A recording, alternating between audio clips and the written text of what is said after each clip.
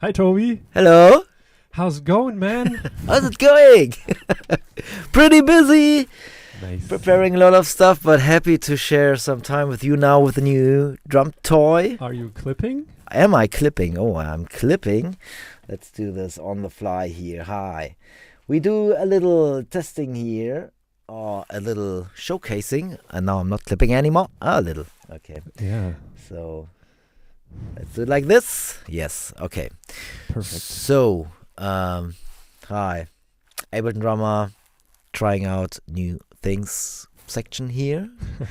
Here with Simon again, and nice. We have a new toy, which is the Drumbeam from AFK Audio, and this is the beta version. I got it as a beta tester, so some things might change, and that's always like obviously the freedom of companies to like say, hey, this is a beta thing, please give us some feedback and stuff. But they said it's fine for me and for us to check it out and to do some video about it. And if you want to find more about it, just quickly have a look in the video description or come to abletondrummer.com, where I will have more information collected time by time, how you can get this, how you can support this. It's a new product. It's not been out yet when we are recording this.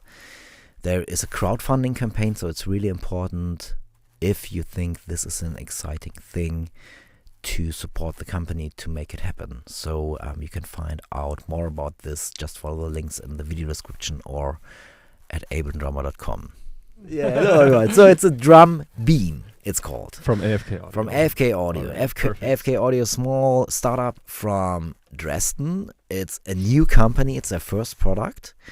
I met one of the guys at Super Booth a year back, so in 2023. They just had a prototype there, and yeah, as it is with like especially new hardware companies. They announce something and then you hear nothing. Yeah. For quite a while. Yes. And now it's about to it's at the stage where it's saying, okay, let's try to put this out, do a crowdfunding. So that means, if you're not familiar with it, people are paying for the product before they produce it, so that they are able to do this and to put it out. So it's kind of a community thing, or like a communal marketing effort or whatever. I don't know. So yeah, and maybe a good place to start. Yeah. I mean, crowdfunding is a whole different topic of itself, but it's like, it's important, I think, to understand like what the company is about, and that they are kind of saying like, hey, we don't just want to make money, we believe in this product and spend a lot of time on developing it and not getting paid. And now we're coming to the market to see if people want it or not. Yeah. So, and that's a really interesting aspect, because you can create products which might not be working on a market if a bigger company would put it out. Yeah. True. Yeah. Because their calculation would be somehow very different. So, nice. It's a drum controller. To make sure, it's a MIDI drum controller. It sends out MIDI. You will need to send this to a DAW or to your iPad or to your drum sampler or whatever, and it spits out MIDI notes. Yeah. Velocity sensitive, obviously, and you have a message which is being sent out for precision as well.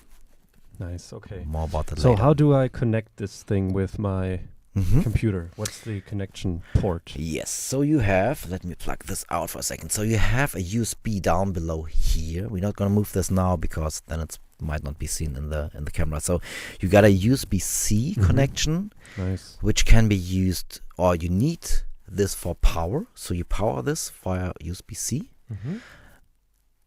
And you can use it for MIDI connection as well. So this cable could go straight into your Mac so my or typical laptop. MIDI controller type connection. All right, nice.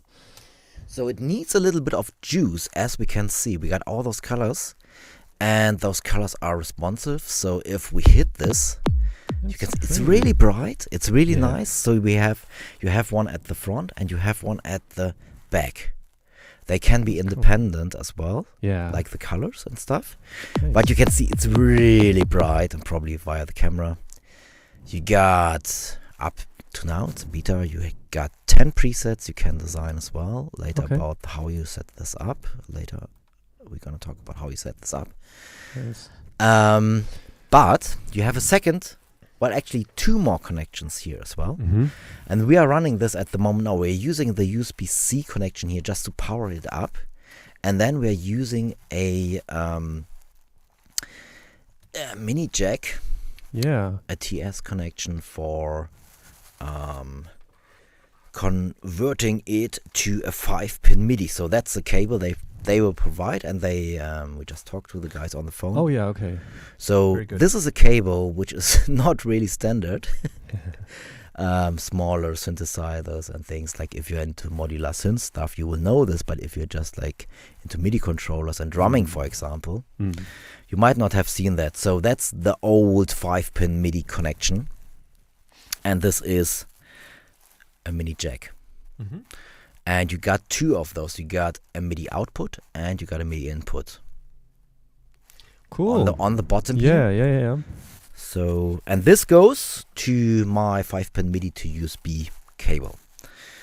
So. All right. So, but why do you have both connected at the moment? One is for power and one is for connection? Okay. So, need to make sure that I plug it in the right. So that's a little bit like, I mean, you obviously just need to plug it in once, but still, it's a slim product, but you have to go to the bottom and find. Toby's trying to find the connection.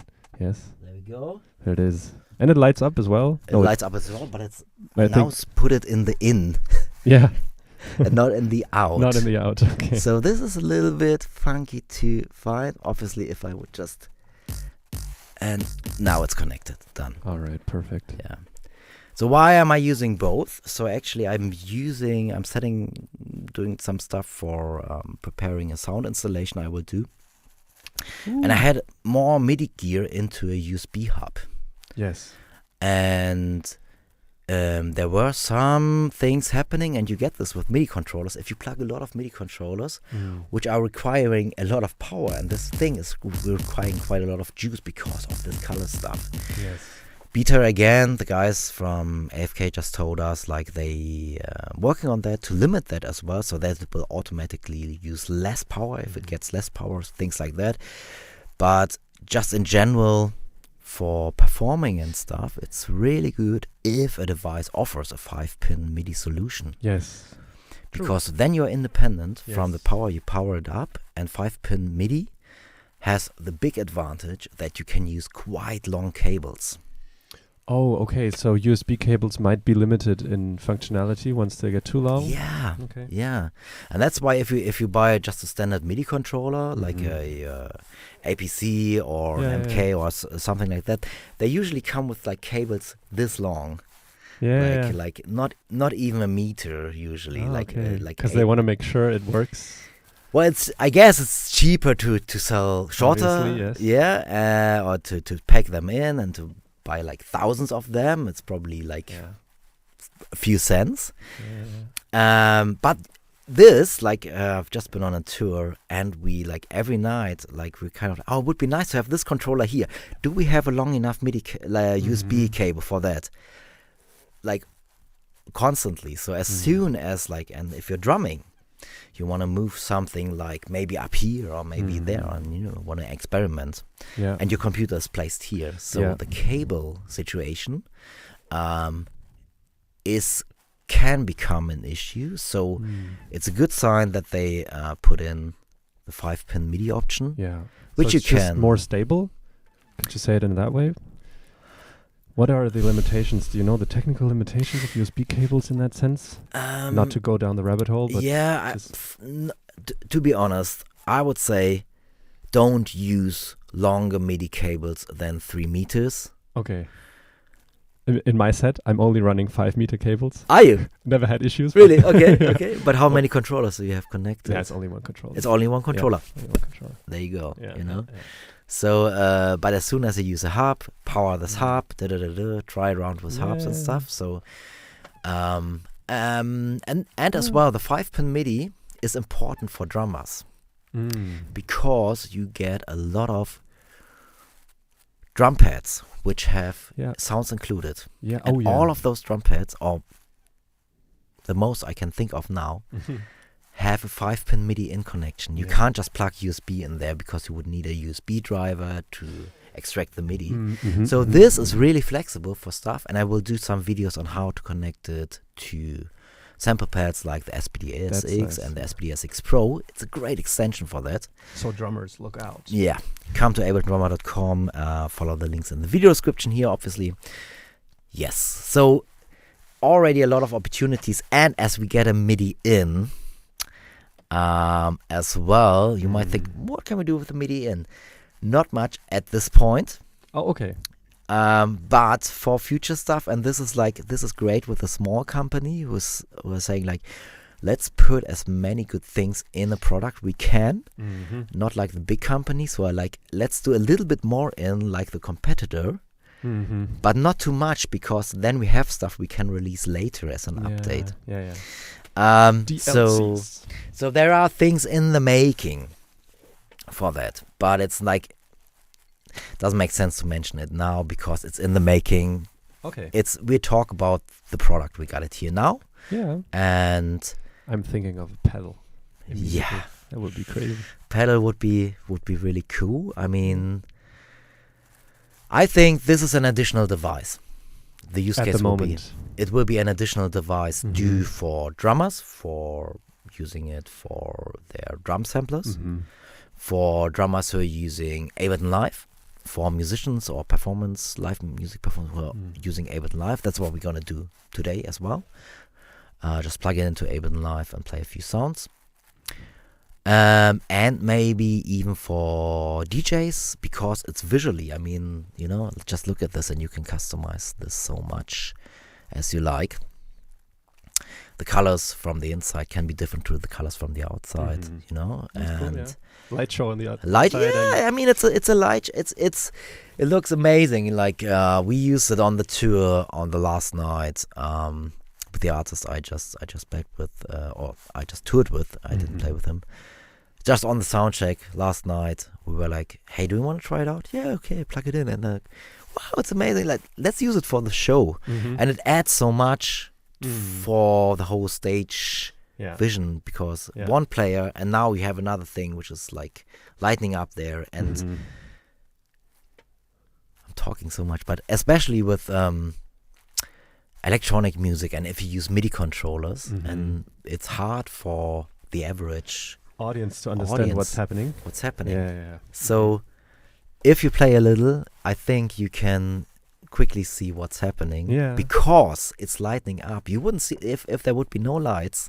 It would be hard for you guys to see what's going on. Going on? Yeah, true. Do you want to play a little? It's a show component. Yes. Okay, let's get. I'd love to. Not sure if I got the right preset selected now, but let's see and find out. Get my mic out of the way.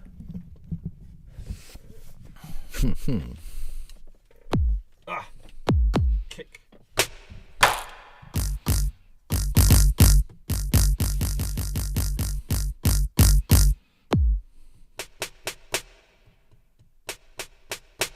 Okay.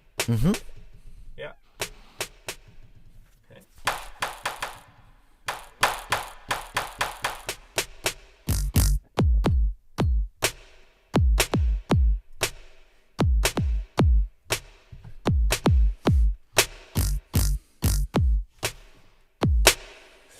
That's interesting.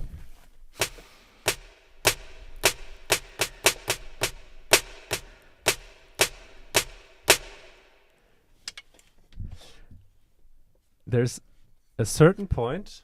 Yeah. Can I get this mic? Yes. Back. Yes. There's a certain point where I hit this instance, and it gets super loud without me hitting it differently than the time before. Yeah.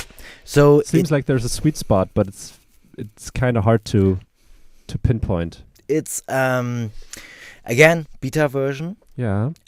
So there are a few things to be optimized for the velocity, but it's the question is how you would really use it. So it's always like Simon is a drummer. So I'm yes. So we're coming from a drumming perspective, and drummers are like really quickly like compare this. That's even true. if we're playing some not so acoustic sounds, but instantly like, oh, does it feel right for the velocity? That's true.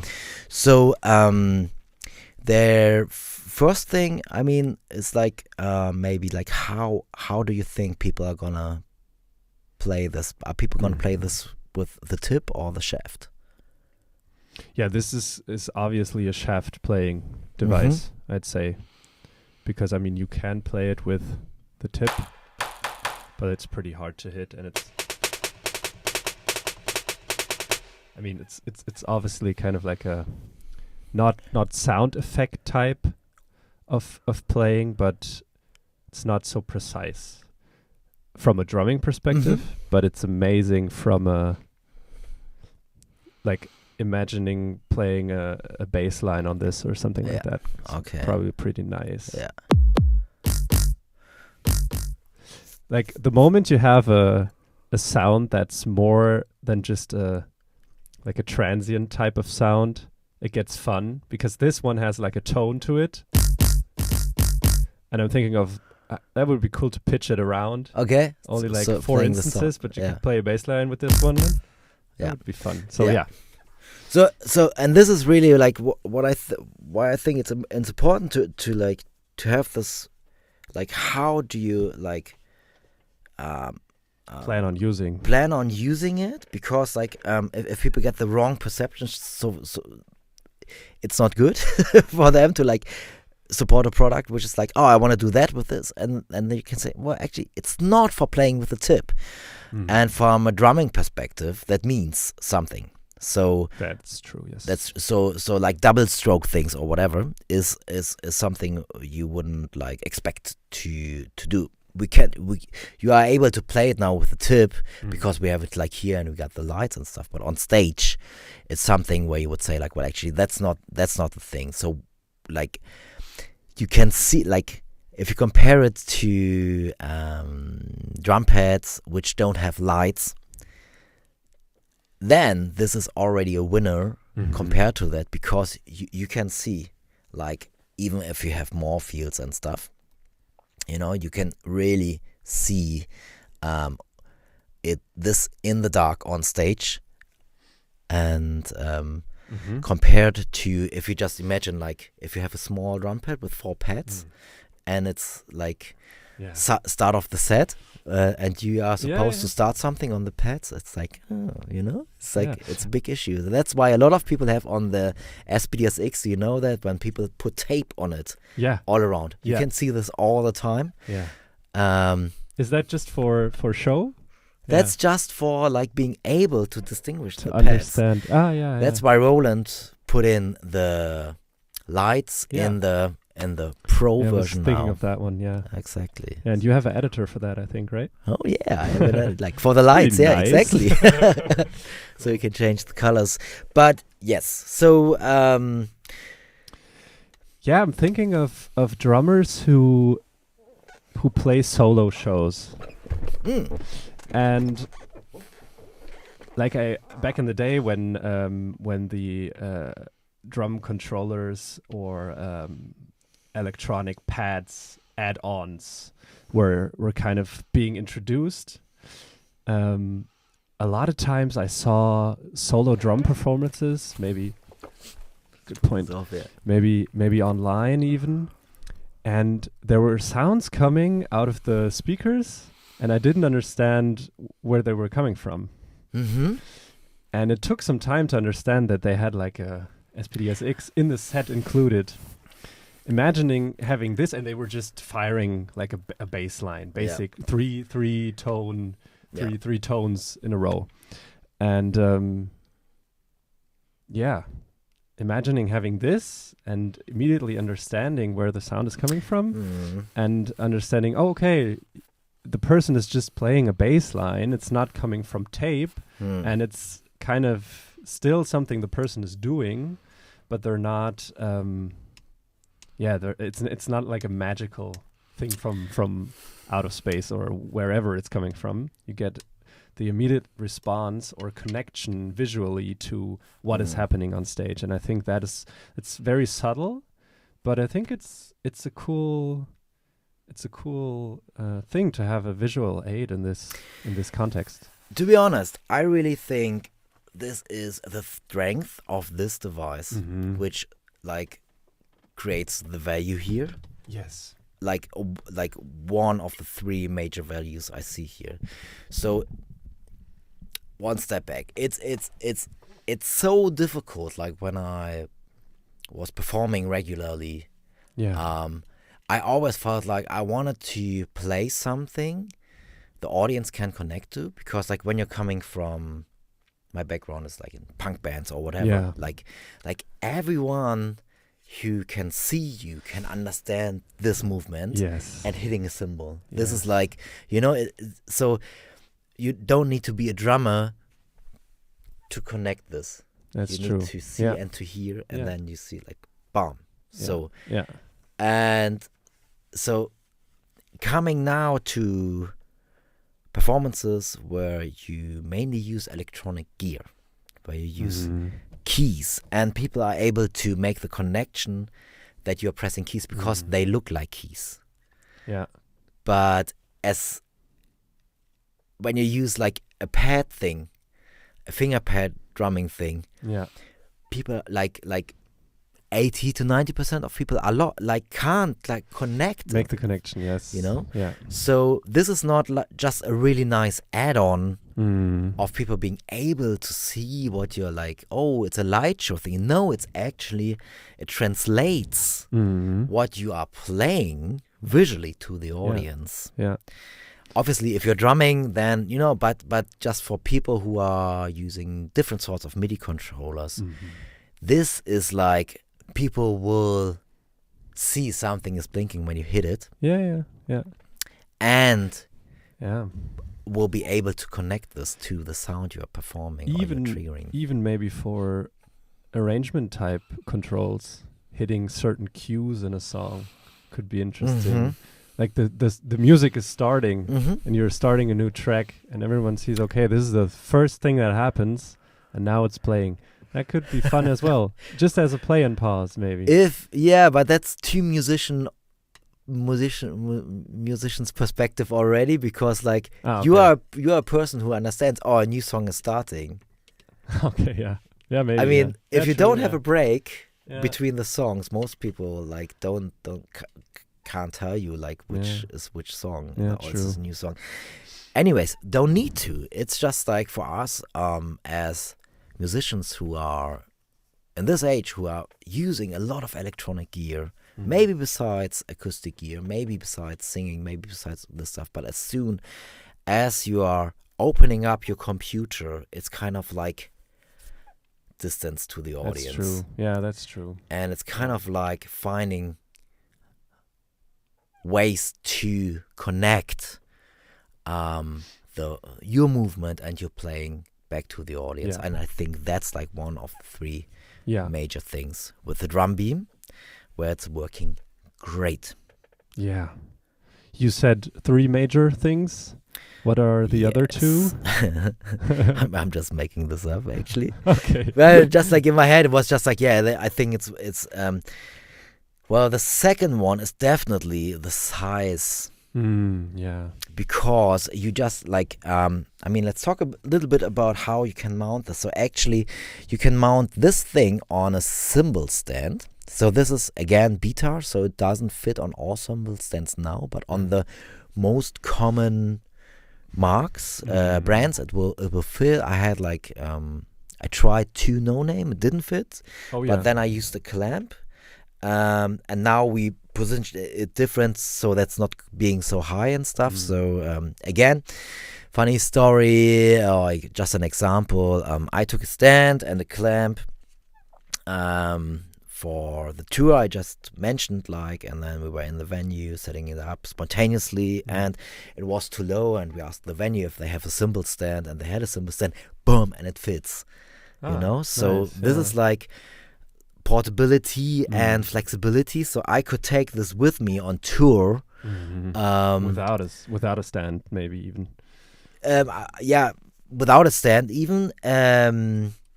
You could, like, if your rider would have like, we need a cymbal stand from this brand or this brand or this band, it's gonna work with. And I'm not so familiar with those screw sizes and stuff, but I'm pretty sure if like it's gonna be, if we ask the guys from AFK, they would say like, it needs to be this type, this type, this type. I think they said M8, which is pretty standard size. M8 would mean like one size smaller, so M7 screw, but probably don't quote me. I didn't mean, but so yes, you're right. You can just like put it on your rider, on your technical rider. You can fly with that thing. It fits like just in a hand luggage cabin bag thingy. That's good. But that was what I meant. Like, you can travel with it, because like, let's say you get two of those, you get two stands from the venue. Bomb, you have like, and this is like just size wise for touring, very interesting. Yes, it's powerful, and it's so slim.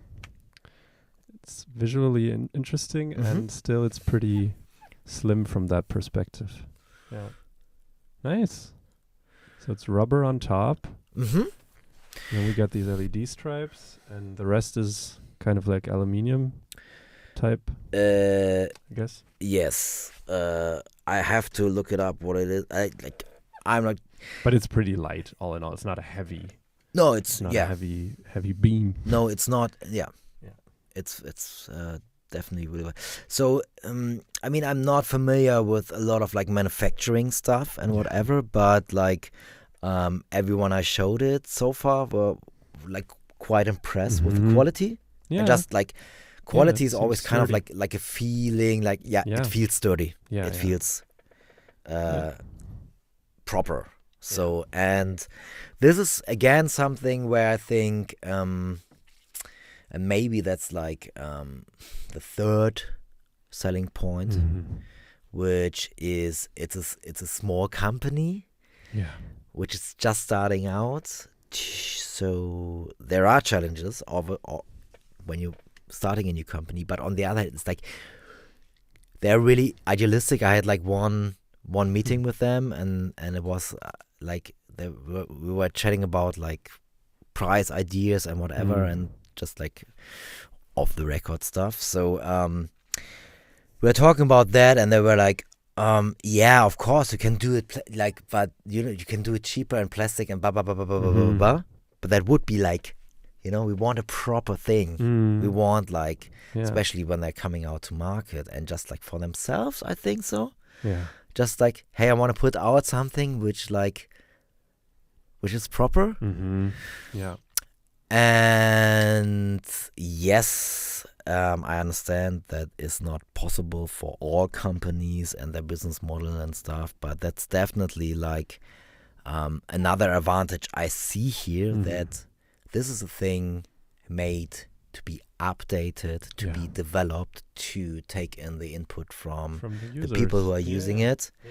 Again, definitely. There are challenges for smaller companies because of like, there's only so much you can do. Yes, but the flexibility and things which will be integrated in the future, what is possible, maybe visual feedback, and the whole MIDI thing is still to be answered, So there's like a lot of things to come up, and it's really flexible. So versatile. Versatile. Yeah, you can plug it in and use the MIDI. All things MIDI. So, how complicated is it to get like 6 sounds maybe? Yeah. Okay. So I think we could have a look into. I mean, as again, this is just like the question how we want to do this. So we can go. You get beta version 10 presets. You can design yourself. And this how do I design these presets? That's exactly what I was thinking. If we do the designing first, that means we would need to go into the app. Oh yeah, all right. Oh, there's an app. Okay, cool. But maybe just now, just to show you, like this is something I set up. There might be sounds connected now. Okay. Let's have a listen. Maybe if we. Oh yeah. Nice. Oh, there's reverb. No. Here's reverb. On some delay.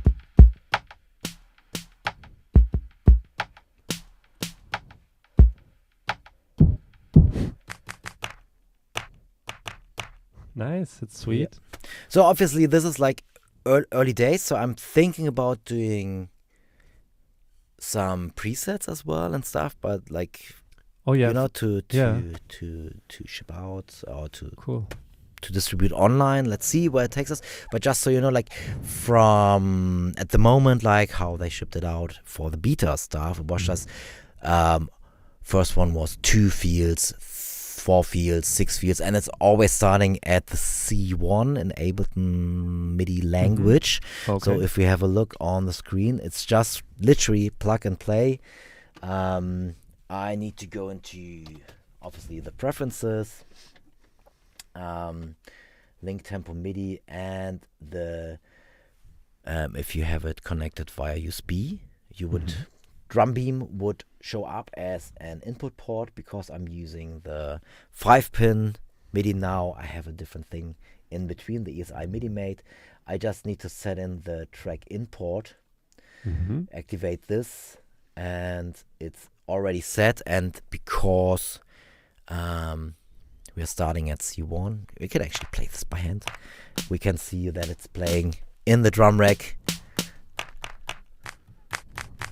Yeah, and threshold is quite far up. I mean, it's okay to play with hands, but if I'm tipping that now, I mean, that might be something that might be adjustable in the future. I can't say, but you know, as a drummer and as an effect bar thingy, it will definitely work. If you want to play hand percussion stuff, you probably want a more sensitive controller and more dedicated for this purpose. Yeah. If you want an effect thingy which translates your movement to the audience. But again, maybe updatable. Yeah. In the future. Yeah, definitely. So, but again, if you have if the threshold is too low, like even on pads like your SPDSX or whatever, or especially like, for example, on the Nord drum, on the Nord drum 3P, which is a drum synthesizer, which you can use for MIDI as well. And it's always an issue if you want to play stuff with hands, because you have to set the threshold really low so that it picks up, but then it picks up too early, and if you hit it then with a stick and hit the next pad with a stick, you might get a crosstalk trigger. Oh yeah. You know, so it's always a little bit like, hey guys, how do you want to use that for? And I'm not saying don't play this with hands, you can, but yeah, use it for, well, from my opinion, this is being used for like cool performance visual stuff. Yeah, fancy.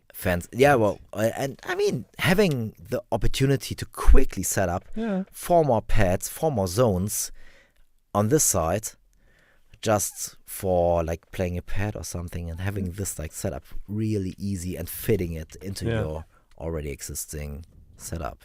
Yeah, I'm already interested in what people will do with it, come up with. Yeah, especially if you're playing live with a lot of MIDI equipment and then integrating this. Let's see. Yeah, so let's have a look into the editor. Yeah, love to. Okay, so the funny thing is, if we first go, The great thing is you don't need an app. you don't need an app and you don't need a cable, so you can see all the Wi-Fi's of my neighbors and my Wi-Fi's now, and you can see there is a Drumbeam Wi-Fi with has no internet connection. So actually, so what it means, like, the Drumbeam itself is creating a Wi-Fi network, and I just connect to this Wi-Fi network on my phone. I now go to a browser, and I will have a different IP address or a different URL. There is even a sticker at the bottom, which is not the nicest place, to be honest. But if you want to scan the QR code, it's kind of like, oh yeah, okay. So yeah, but I mean, things will develop, and they will probably just have, don't know, designable URLs or whatever. I don't know yet, and I'm sure they might know yet already as well, because those are things which can be optimized and changed afterwards, because it's all firmware stuff. Yeah, true. Yeah. All right. Okay, so now you can see that on the screen. We can see that here on the phone, that we have a preset slot selected. We got 10 slots here for presets, and 2 buttons going up, going down. Yes.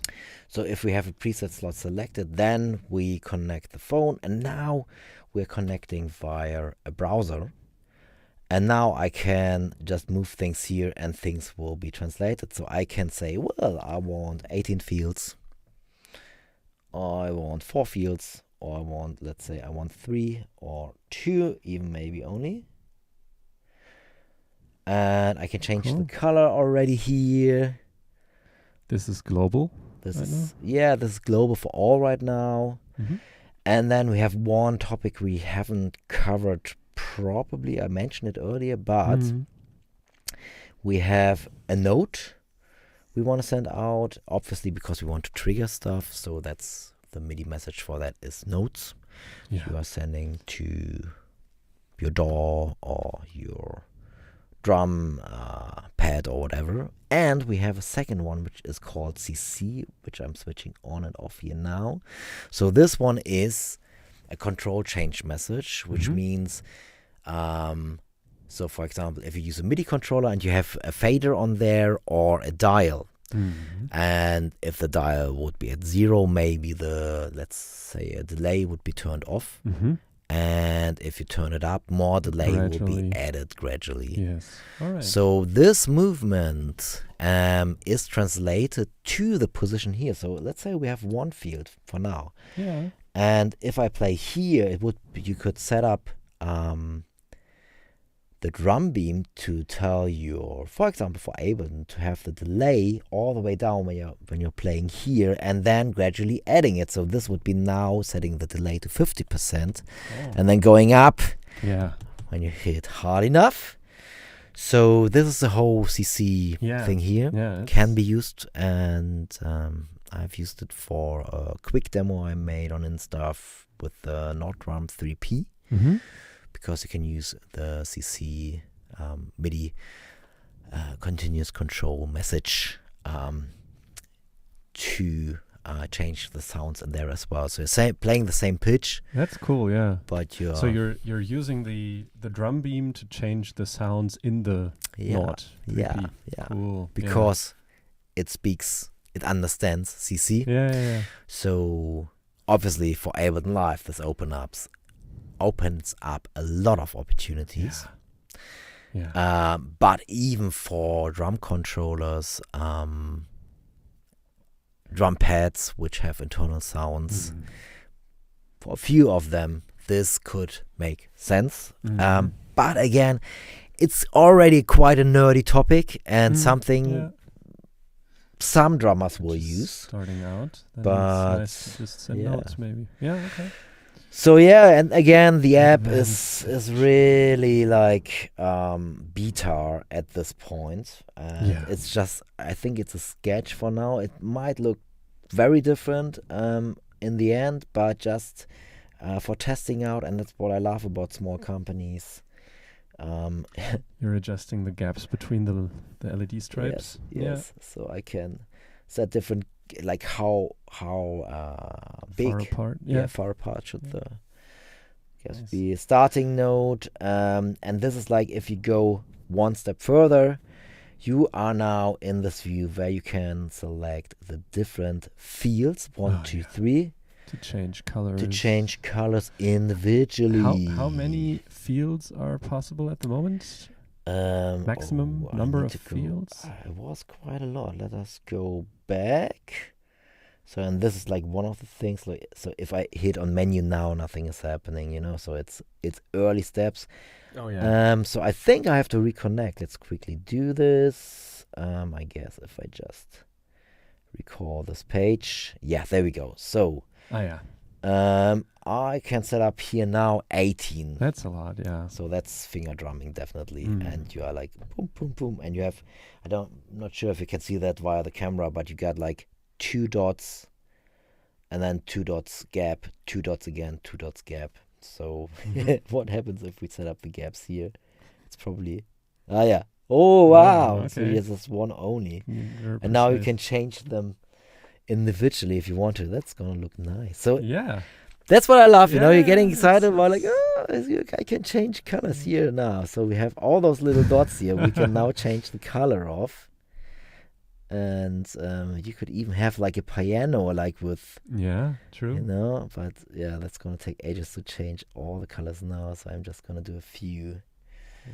you know. But it's like, and you can see here in the app, like stuff is not set up like just the buttons, for example. The save button is like, A bit cramped. a bit cramped and stuff. So this is beta. I just hit the save button and you can see you get a visual feedback that's and cool. stuff. So this is all really, really early steps. Mm. So Got note and velocity. Oh, you got velocity. velocity, Oh, yeah. if you want to set this, and this was an example we had earlier where I already thought like, okay, I'm not sure if people gonna use like Different curves. no, in a different way, where I was showing that to one drummer, and we were like, okay, so what about velocity? And it was cubic velocity was in there, I think, so which was really irritating. But linear should be and will be the default, obviously. But to be honest, for the stuff he's doing, it was more like, I don't want velocity. Yeah. I want the position to send Always, sound, and I don't want the velocity for the sound. So even like, so you know, so it's like it's gonna be very different, and people gonna use this because it's customizable. Yeah. as So, but just to show the different curves, maybe once. yeah, Oh yeah. So you know, some of those maybe from clippers. yeah. And it's like, so, I mean, that's so funny because I just had this example a few days back where a client was like, oh, I really want to use this pad, but I want to play it with hands. Can you set the threshold really low so that you can play it with hands? And you get crosstalk issues maybe or whatever. But I was just like setting the threshold really low and then experimenting with the curves to have things going louder a little bit faster than it would be, you know. So okay. for us, you instantly understand what is a velocity curve, but a lot of people like watching this are like, what the F is a velocity curve? Because, and that's like, again, and that's what I feedbacked the guys from AFK as well. Hey, it's nice that you have all those curves, but like maybe it's irritating as well. 80% of the people never gonna use a curve. Like gonna change the curve on here. I mean, maybe not with the Drumbeam, maybe more, maybe 30% gonna use it. But to my experience, like a lot of electronic drummers are not aware of what a velocity curve even is. Yeah, quick tips always come in handy. Sometimes you have, like, with something like velocity range or the curve, you could have like something, if you don't know what it is, just put it on linear or Yeah. stay safe with linear, Yeah. something like that. Stay safe with linear, and if you really want to go deep, you can even, and if you want flexible stuff, just come to abletondrummer.com and check out the velocity curve device, Yeah, true. because it gives you a visual explanation of what's happening, what velocity value is coming in, and adjust everything to go out, and you can see it like visually. You don't need to understand it fully, but you can visually see, because I set this up higher, now it's going louder quicker when I'm playing, stuff like that. And for feeling, you always, like, if you want a good feeling, if you want your feeling, then you need to spend time with this. I'm sorry. It's like, there's not going to be a product which is going to, it's perfect velocity. There's a product called Drumset. Exactly. So and few more things gonna be added at some point. I saw program change at the bottom. Exactly, stuff like that. So it's, I mean, there's a lot of stuff in the pipeline, and I wasn't even sure if I wanted to show you the editor here, because, I mean, just visually the save button and little things like that where you think like, ooh, that's not, but it all works so far. But it's just not made a selling product at this stage. It's a beta thing. Give us your feedback, let us know what we could throw out or put in, and that's why it's looking like this. And this is like quite a lot of things you can do and customize here already, and it's always, and I know this as a developer, like, user interface decisions are the hardest. Do you want to add this to this page? Do you want to add this to this page? Like, what is important for people? Oops. Whoa. Chair's coming down. So it's also a beta chair. Yeah, it's a beta chair. Beta chair. I'm so looking forward to the new space, new space, more light, more better air, hopefully, and stuff. Better chairs. Gonna get some new chairs. Get some comfy chairs. Maybe get some nice, like, proper sofa style. Yeah, nice. Yeah. But you were talking about interface design. And intuitive interface design. Man, it's the worst. Like, for my devices, because, like, it's such a difficult thing, because, like, you can add so many functions and go to this tab and just do this. And this is kind of like making things accessible but customizable on the same time is a challenge. And I rather have a company who is saying, well, we need your feedback, we're developing stuff, and we need to find out what makes sense for our customers. Or maybe for most. Or maybe maybe for most customers. And we don't know if we're ever gonna have customers at this point. So maybe let's put things out and develop via the feedback we're getting. So if people are saying, I never find the save button, if like a few people are saying this, I lost my preset because of the save button, shit, I have a problem with my save button. I need to, like, make this more obvious. And so this is not happening if you are mass producing, like the big companies. Like, I mean, why do I compare it in the first place? Because I just think you might get a more accessible system for bigger products, maybe. But I mean, to be honest, it's not even true. Have you ever checked out the SPD SX editor? No, I only know from you that it's a bit clumsy. Well, a bit clumsy. It's like I think I've never met someone who's using that. There's a third party SX editor which I think even Roland officials are linking that now and just saying use this one. Yeah. Because like it's just like, I mean, design wise, like whatever functionality, okay, is it like whatever, like, you know, and so having things, I mean, I don't want to slag them off, but my point was like even with bigger companies, like you get you buy like a, don't know, 600-700 euro product and you still get this editor, which is like, so and editors is like, you can update them quite easily. You know, you can develop things, and bigger companies can't do that easy. Yeah, true. Because it means if they put out an update, they need to make like kind of like make sure that all their units are getting updated, they're shipping out, and provide a good like resources for updating and whatever and stuff. And it's just like, so that's it's a big again. And this seems very user oriented. I think it's pretty interesting, and it's especially interesting once this goes to the market. What happens in the months after, and how people will use it, and what kind of feedback.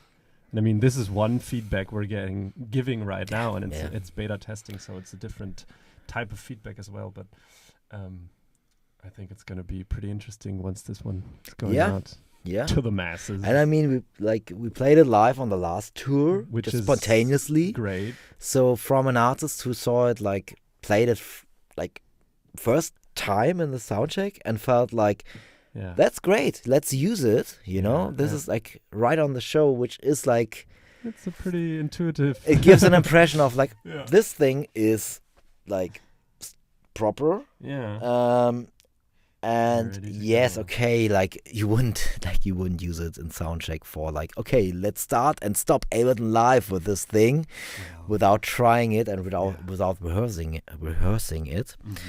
So obviously, but like it gives like the people so far I showed it to, it gives them a good impression of like, I want to have this. Toby, can you get me one? Can you get me one? Like seriously. So yes, and unfortunately, again, this is gonna take a little while to come to the market, because first it's gonna be crowdfunding. So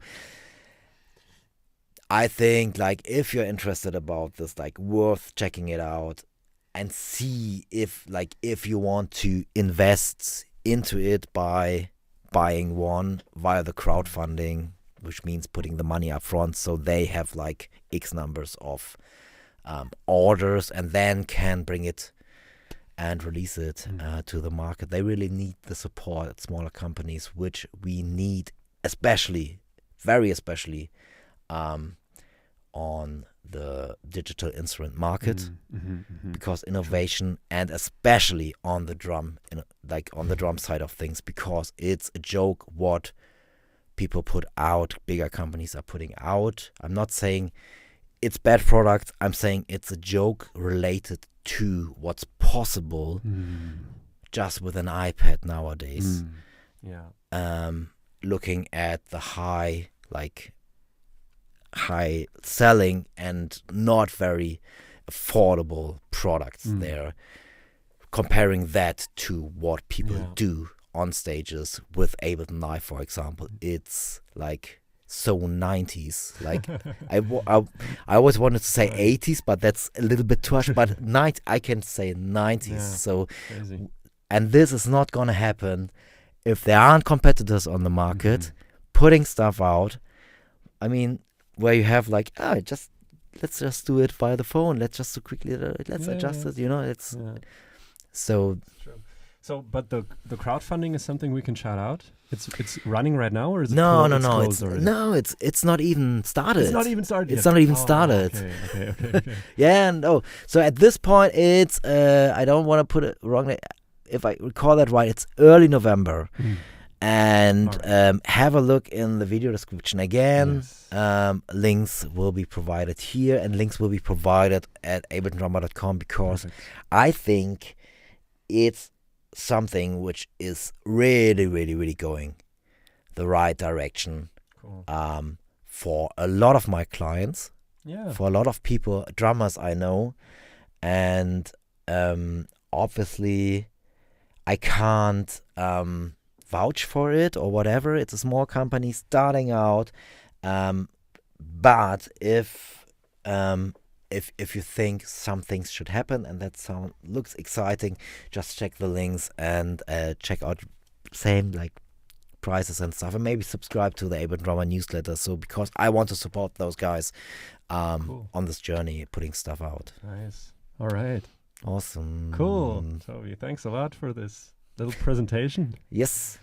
I'll be jamming soon. Alrighty. Take care, guys. Bye-bye. Bye.